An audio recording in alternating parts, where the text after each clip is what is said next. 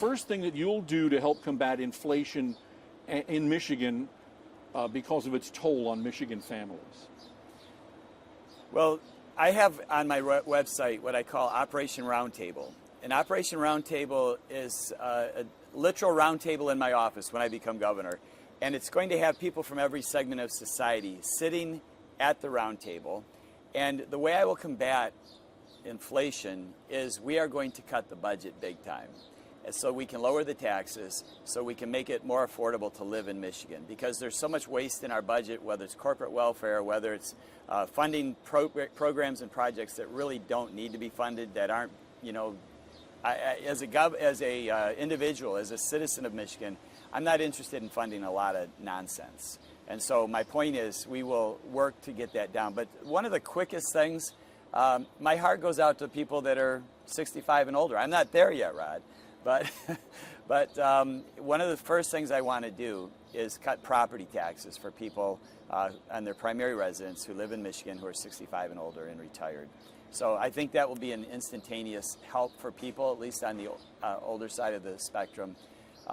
The other ways to cut inflation, which is really not anything that a governor can do, but I'm looking for some long-term changes that will cut our budget, cut our tax system, and I can get into that if you'd like. Are you, and I've heard this from others, that you want to get rid of the state income tax?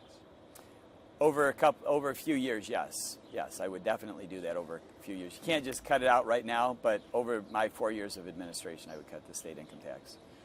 Okay. And I would lower the corporate tax as well, down to 2.5. Okay, and so eliminate the 4.25 and get the corporate tax down to 2.5. Correct. What is your plan to improve Michigan's economy and the attendant out-migration the census tells us is happening? That's a loaded question. The way to deal with that is look at it multi-perspectively. In other words, you have financial issues that affect why people are leaving, and you have societal or cultural issues that people are leaving the state from. I think 3 of our major cities here in Michigan are on the top 10 list of murder capitals on that national list. And I want to address the societal, cultural issues as a governor. You know, I've seen God change people's lives, and so, Rod, that's why I want to bring back our Judeo-Christian principles, basically dust them off. Our history's there, and we want to bring those back because it will definitely change the culture. The issues of the financial, making Michigan more attractive, we just named a couple of those a moment ago about doing away with the income tax, lowering the corporate tax, getting rid of the administrative state here in Michigan. Everybody I talk to, whether they're farmers or business owners, big or small business, they tell us that government is, their overreach is just incredible. And that's what Governor Whitmer did. She weaponized the health department against us. So if we can get rid of that huge government overreach and allow the citizens to make decisions, because that's what our Constitution was built on, self-governance, and not having government tell us how much water we can flush in our toilet or how many, watts in our light bulbs. And, those are things that government should just stay out of. A new poll shows Michiganders are in favor of legalized and regulated abortion in the state. How would you move forward on this? What would you look to do? My answer to that is simply telling the truth. I believe that abortion is one of those topics that is not allowed on TV because people are afraid to show the horror of it. And if I just, as governor, talk about abortion, talk about at 6 weeks, when a woman finds out she's pregnant, there's a heartbeat. There's a child that has arms and limbs, and that baby's being torn out of her body. When people begin to hear that, they resonate with that. I mean, truth always rises to the top, Rod, and people don't want to be lied to. And the old mantra, it's my body, my choice. I'm on record as saying it's not her body. I'm sorry. DNA tests tell us that there's a different DNA on that baby than what the woman has. So we just have to tell the truth about the horror of what that is. And it's one of those things that has just plagued me for 50 years. How can a civilized society allow the dismemberment of its own children? In terms of governmental regulation or non-regulation, what can you do as governor to, outside of talking about it, do? Well, one of the things as the executive, Chief Executive Officer of Michigan, is I'm going to encourage 1,000 administrative state people to retire. I'm going to offer them a buyout in my first 6 months.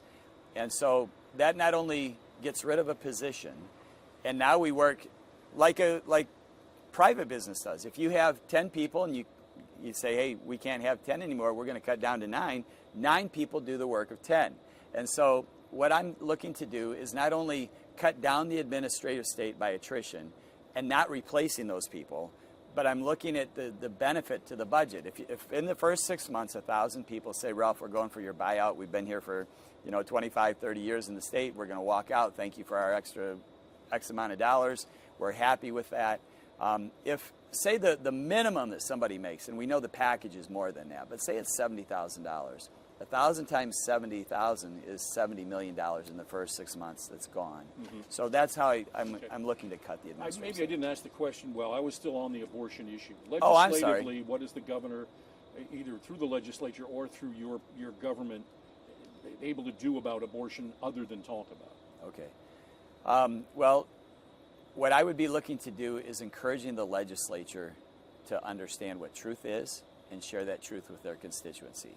And as those bills would come before me, I would never sign anything that funds Planned Parenthood or any abortion agency. I would only sign bills that would end abortion. Okay.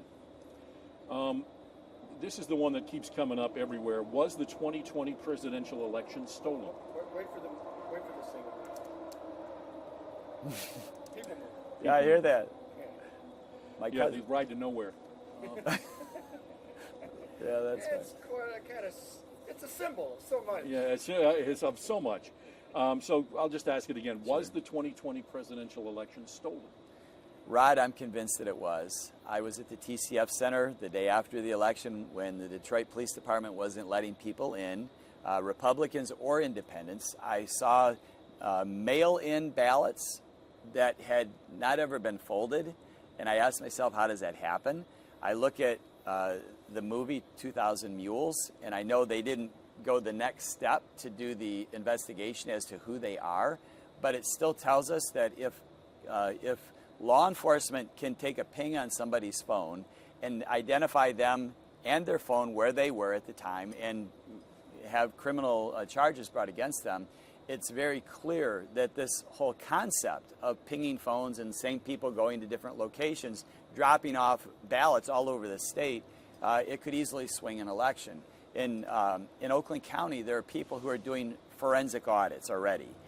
There's a home, and this is only one example. There's a home in Oakland County that has been vacant since 2019, before the election. 6 ballots were mailed to that. Those 6 ballots were registered as voting. Now, if you think about it, the post office only forwards mail for a year after you move. So the house has been vacant for 3 years. That mail's been forwarded, or somebody picked it up somewhere and voted at that home. That was only one residence, and we know that happened all over the state. And do we know where this house is, or We do. We have the address. Okay, I would like to follow up with you on that. Give one criticism of Governor Whitmer's pandemic orders. She based her mask mandate on a newspaper article from Europe and on a hamster study. That's unconscionable to me. Neither one of those are scientific. Neither one of those are medically based. She didn't choose her decisions based on what we would call, medical research. There's randomized control trials that are done all the time in medicine, and there's always disputes, there's always questions, there are always things that help determine what the real answer is. Early on in COVID, those didn't even happen, and the result is she didn't even look at the medical answers or the medical perspective.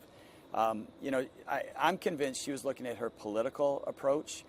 She missed the medical science, she missed the social science, she missed the mental science, she missed the economic science, all these other things that you would think as a governor, they would say before they make a decision, how is my decision going to affect all these other things? But, it's very clear that she was looking to become vice president. Okay. What's the one thing you'll do to work with Democrats in the state? Well, there's more than one thing. I've been working with Democrats my whole life. As a pastor, Rod, I've never asked somebody when they pulled into our church driveway or when I met them on the street and they said, you know, chaplain, because I'm a police chaplain, you probably are aware that the chiefs of police in southeastern Michigan have unanimously endorsed me. I've never asked them, what political party do you have? My concern isn't for a political party. My concern is for the best for each citizen and our state. And so I'm happy to talk with anybody about anything, anywhere, anytime. And I'm not going to compromise my principles, the core values that I have, but I'm open-minded enough to talk to people about positions. And so that's why I keep talking about this abortion debate. I really want to have that debate with somebody who really seriously wants to have a debate, not call me names, but look at the facts of what we know now versus what we knew in 1973 medically. Where should the COVID relief money go? That's tough because as a conservative, my first response was if I was governor, I'd send every dime of that back to Washington, D.C. and say, Joe, we don't want your money. The reason why I feel that way is because we're shackling our children and grandchildren with you know, the debt. And that's unconscionable. It's even immoral to tell our children, because somebody wants to run the printing press in Washington, D.C., that it's okay to do that. Where should it go? My first thought after that was I would go back to every business. If I was governor right now, I'd go back to every business that closed under Whitmer's administration, and I would say, we're going to pay whatever fines, we're going to refund your fines, and we're going to give you money so that you can start back your generational business that's been here forever in Michigan. And Michigan's built on small businesses. That's what's so unique about not only our state, but really the business industry. And basically, I would be using that to make sure that the people who lost their jobs, lost their businesses, are back in business. Okay. What is your position on the gun safety storage bills brought by the state Democrats and blocked by Republicans? Well, when it comes to the Second Amendment, I am completely pro-Second Amendment. We obviously have the Second Amendment in terms of our national constitution, but even here in Michigan, it says in Article 1, Section 6, says that every person has the right to keep and bear arms. As for safety, I did not see that. I'll just be honest with you, Rod. I did not see that. But the safety issue is something we have to address. But I'm not in favor of red flag gun laws. I don't know if that's tucked into whatever they were trying to push. I believe that we should have our guns up and away from children and anybody else. But I'm not in favor of any more restrictions on what we already have. I mean, we already have too many restrictions, in my opinion. All right. All right, Dave, can you hear the guy talking? Do we need to wait? No, his audio is really All right, low. okay. Trust me, this is All right, this okay. is really good compared to All right. All right. Next question. Should I look at the camera at all? or No, just look at me. Okay. Look at me. Yeah. Why is your leadership style better than Governor Whitmer's? Wait 1 second. The mugger move. We're on a ride to nowhere. The what? Yes. All right. Why is your leadership style better than Whitmer's? Because I listen. For 35 years as a pastor, I've listened to husbands and wives who have been at each other's throats on the verge of divorce, and you have to be able to listen to both sides, whether it's husband and wife, Republican or Democrat. You have to be able to listen and then discern what's the best path forward. And as a pastor, I've been doing that. And Dr. Randy Baker, who sued Governor Whitmer during the lockdown, he's from Grand Rapids, he's on our team, he's endorsed me. Dr. Randy Baker, when he sued Whitmer to unlock Michigan because there were people who weren't getting dialysis, who weren't getting chemo in the early days, when he sued her, he then went to the legislators and he even went to the Democrats and he said to the Democrats, look, here's our position as physicians. We need your help. And they said to him, Governor Whitmer is not listening to us. She's just got an agenda and she's going forward with it. And so when it comes to leadership style, that's one thing that I'm big on. I'm big on listening. And that's why I mentioned this roundtable in my office. I want to hear from the citizens because oftentimes what happens is people who are sent to Lansing get bought off by special interests or lobbyists. And then the citizens have no voice. People in Detroit have no voice. And so I'm going to have a Detroit roundtable where citizens actually sit in my office so that when a bill is sent to me, I don't sign it like Governor Whitmer does at 12:30 in the morning. There will be a 2-week waiting period for people to respond in my office at the table and online. There's going to be an opportunity for them to respond to any bill because I believe that the people who the bill affects the most should have the largest say in it.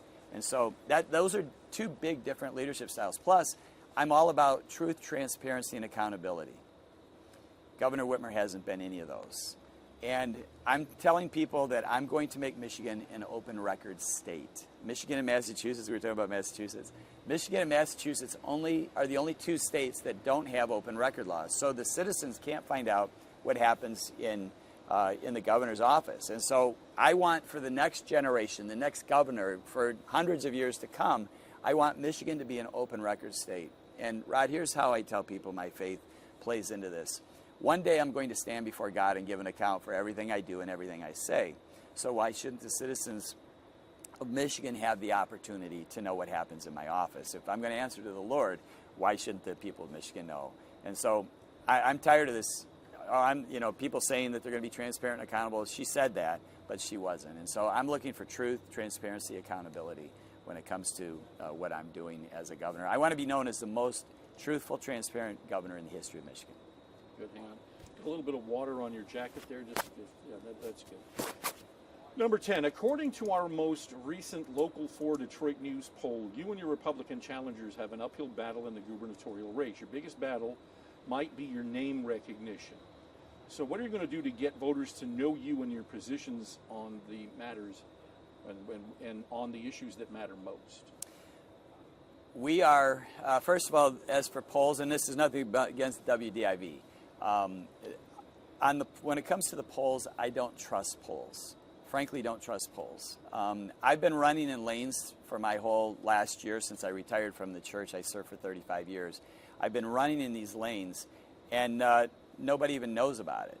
And the funny thing is I have people all over the state who are really excited about my campaign. I was just in Holland, Michigan last night, and people heard me speak, and they are elated that somebody finally gets it. Because what's happening is we keep sending the same type of people to Lansing.